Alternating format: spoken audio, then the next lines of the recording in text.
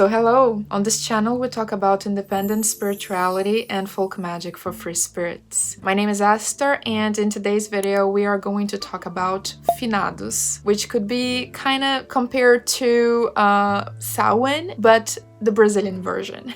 In advance, I do apologize for the lighting once again. I tried to change it a little bit to see if it looks better, because in the last video it was terrible.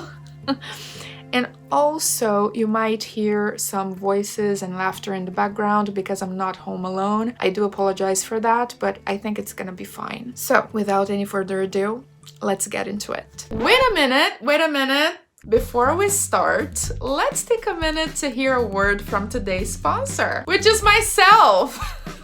Did you know that I have opened a store? Yeah, that's right. Over there you can find all my ebooks that contain some juicy bits of occult knowledge that I share, and you don't want to miss out on that. And also private readings that combine tarot and Lenormand cards, as you already know them, with some extra spice of Afro-Brazilian knowledge. But the best part is that the products on the store start at only $3. Oh, and by the way, if you didn't know, I'm also on Patreon. And over there, I share extra exclusive content like spell tutorials, behind the scenes of my life, exclusive Patreon videos, unfiltered book reviews, weekly readings, and much, much more for only 1 cup of coffee per month. So if you like what I do on the internet and would like to support my work somehow, check out the links in the description to take a look at everything that I offer. Now, with that being said, let's get back to the video. So I made this comparison between Finados and Samhain. I think it's a good idea for us to remember a little bit, like specifically what Samhain is. Not everybody who is on my channel follows the wheel of the year, so I thought it would be a good idea to refresh everybody's memory regarding Samhain. So in a nutshell, Samhain is a pagan festival that used to mark the end of the harvest season and the beginning of winter, which is like end of October, beginning of November. It is traditionally celebrated, or like it used to be celebrated, on October 31st, and it is up to this day still seen as the period of the year in which the veil between the worlds of the living and the dead is at its thinnest. So that means that on that day, October 31st, all portals in between the worlds are open and spirits can come and go much more easily. And also us, we can contact them with much more ease than we normally can. Many of the customs associated with Samhain, like lighting bonfires and carving turnips, yeah, back in the day it was turnips, which later on evolved into pumpkins. Many of those customs, it's no news like for anyone, but many of those traditions have influenced Halloween as we have it today. Also, it's a time for us to think of and honor ancestors, but also to reflect about life and death. Now, let's talk a little bit about Finados, right? With that being said, about Samhain and everything, everybody remembers, we're all on the same page. Samhain is a European thing, and of course that in Brazil we never had Samhain, especially like the seasons down there are different. Over there, it's spring right now. It's like opposite seasons. But still, even if the seasons are different, we still have the same vibe in the air with the portals and the thinning of the veil. So in Brazil, we do have a similar thing going on in a different season, which is the day of Finados. Finados Day. Now we're gonna take a look at how exactly Finados came to be, how did it start, where does that come from? So to understand Finados Day in Brazil, we need to go back to the Middle Ages and take a look at the Catholic Church, what the Catholic Church did back then.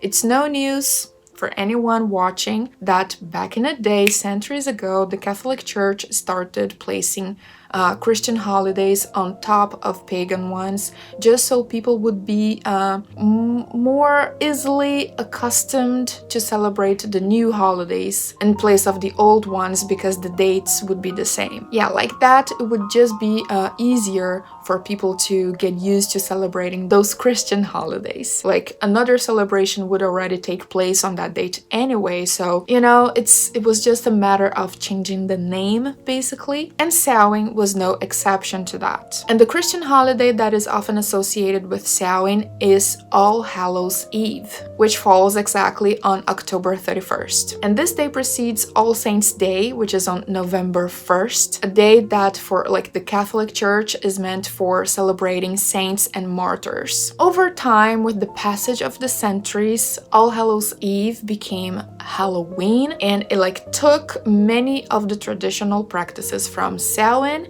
but also from other pre-Christian traditions and celebrations. Okay, so how did that background became Finados in Brazil? We're gonna get there. Finados is celebrated on November 2nd, and it has its origins on the Christian tradition of remembering the dead, the deceased. This practice of remembering the dead of your family and so on began in the Middle Ages, more specifically in the 11th century onwards, because it was around that time that the Catholic Church established that day to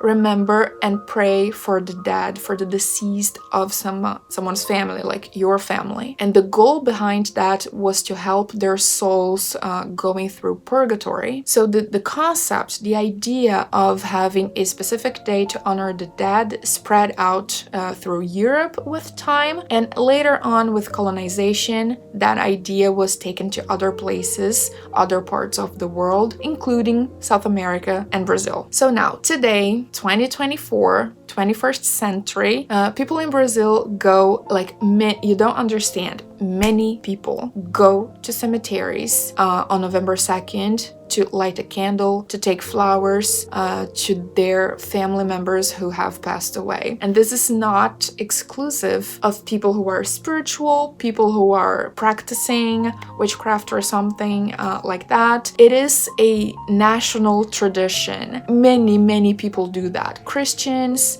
people in Umbanda, people from, seriously, many different religions and beliefs and walks of life. It is something national. It's not attached to one religion. And many people actually don't like to go to the cemetery on November 2nd because they know many people will be there, and when they go to the cemetery, they like the quiet and the silence and the calm and the privacy. So if you go there and there's a bunch of people because it's a national holiday and that's what everybody's doing, yeah, it's kind of awkward and not my favorite either, because Finados Day is a holiday, so everybody is available. Everybody who wants, they are available to go and visit their dead in the cemetery. So this date, it kind of brings about a connection, a reconnection between the living and the dead, and moments of nostalgia, of remembering about that person and things they used to do, what they were like, and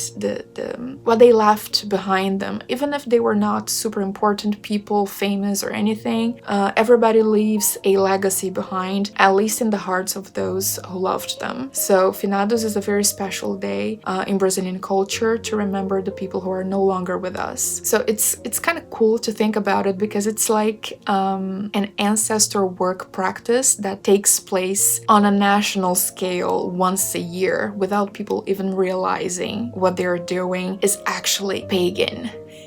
Now, if you, for any reason, maybe you have Brazilian ancestors, I don't know, but if for whatever reason you want to celebrate Finados, what do? It's not that complicated. So there isn't anything very elaborate or specific when it comes to celebrating Finados, but for the people who are spiritually inclined, of course, that we try to make some extra efforts, just because this period of the year is very special, is very important. So that date, because of the energy around us on that time of the year, that date is very good for holding seances, for performing rituals, casting spells, and spirit work of any kind, reaching out to spirits who are on the other side of the veil. Especially if you are starting out, it can be a little bit easier for you to notice responses because of the thinning of the veil. This is the time of the year that as I have mentioned, all portals are open at cemeteries, crossroads, you name it. You don't have to open them yourself, you just have to go there and like respectfully ask for permission to approach. Because the doors are just open. You just have to, knock and ask to come in. If you just want to be grateful for your ancestors and show them some appreciation, you can just make an easy offering with a white candle, a glass of water, and a piece of bread. There isn't anything easier than that. You can do that either at home, on your altar, on your spellcasting area. I do advise, this is also a very good time period to put together an ancestor altar if you don't have one. So you could do that and then place the offering on your altar, but you can also go directly to the cemetery and place your offering there, like at the grave of the person you want to acknowledge and celebrate. This is a celebration of their existence and the things that they did. Of course, I know that everybody has troublesome people in their family history. Not everybody in our family line becomes an ancestor. Most of them are just random spirits, but some are ancestors and they have higher vibration, let's say. So you need to be very specific with your wording when you are reaching out to them. Make it clear that you are reaching out to ancestors of high vibration. And also, if there's somebody who used to be problematic when they were alive, you can also honor them and offer them something in the intention of easing their path and giving them some clarity and some solace. And you can say that offering a glass of water, a white candle, and a piece of bread. And above all, I would advise you to take this day as an opportunity to think about the people who are no longer with us, being family or friends, because some people do leave us earlier than we would have expected them to. Take a moment to think, take a moment to remember about good things, to take a walk down memory lane for a little bit, take them flowers and other things that they used to enjoy, and just acknowledge their passage through earth. Because to die is not to lose your physical body, it is to be forgotten. I believe that somebody is only truly dead when nobody remembers they ever existed. That's death, not the simple passage. Simple, but it's not just about passing to the other side. It's about being forgotten. So show to your ancestors that they are remembered and they are still loved. Try to remember them with care, with joy, with love instead of sorrow and grief. And I'm pretty sure that they are going to be very satisfied with that energy being sent their way. Also on this date, it's a good idea to think a little bit about living and dying, about the cycle of transformation which we are all bound to fulfill by being born, growing up, growing old, and dying. The human experience is a very quick one, so ask yourself, are you making yours count? Life is already short. Let's not make it small. Thank you for watching. Enjoy your Finados day, and remember, practice makes perfect, so let's get witching. Bye-bye.